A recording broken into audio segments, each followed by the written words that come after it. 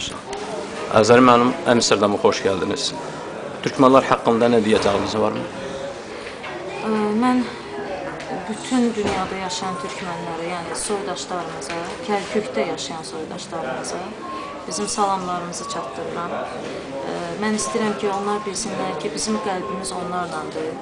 Ümumiyyətlə, dünyada yaşayan bütün türk soylu insanlar bugün toplanmış, birlikdə toplanmış vəziyyətdədir və Kərkükdəki bizim qardaşlarımız da unutmamalıdırlar ki, istər Türkiyədə, istər Avropa ölkələrində, istər də Azərbaycanda bütün insanlar onları düşünür və onlarla bərabərdir. Ona görə də bizim amalımız birdir, bizim düşüncələrimiz birdir.